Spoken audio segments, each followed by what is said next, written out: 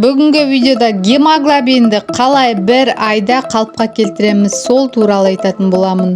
Қазіргі уақытта қан аздық деген жайлап кеткен, яғни қазіргі екінің бірі қан аздық ауруымен ауырады, гемоглобин азайып кетеді. Негізі нормада әйел адамдарда 120-да 140 грамм на литр, ер адамдарда 130-160 грамм на литр болып келеді.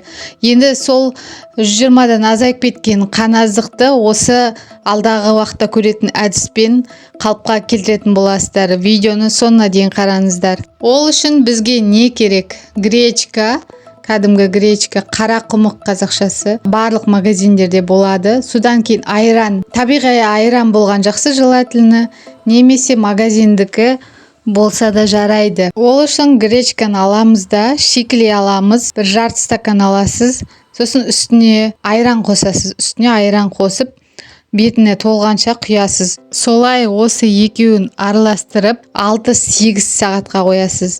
Кешкісін жатар алдында дайындап қоясыз. Таңертең жұмсақ болып тұрады. Аш қарында жеп аласыз. Ешқандай тамақ ішпей тұрып, аш қарында күнде қалдырмай тұрақты түрде бір ай бойы жеп жүресіз. Сол кезде анемия кетеді, қан қалыпқа келеді. Әрбір ағза әртүрлі. Именно дәл осыны жасаңыз деп сізге айтпаймын. Әркім өз организмін тыңдайды. Яғни ағзаға қалай жағады, яғни қай әдіс жағады, соны жасайсыз.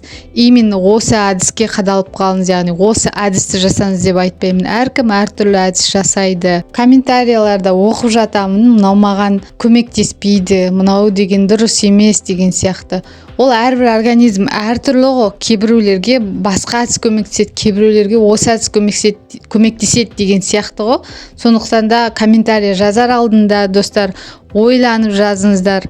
Мен сіздерге пайдалы ақпарат беріп жатырмын. Сіздерден тек сұрайтыным лайк, комментарий, жақсы лебіздеріңіз, достарыңызбен бөліссеңіз болды. Басқа ештеңе сізден сұрамаймын. Алдын ала рахмет. Денсаулықтарыңыз мықты болсын, қазақ елі аман болсын. Келесі видеода кездескенше сау болыңыздар.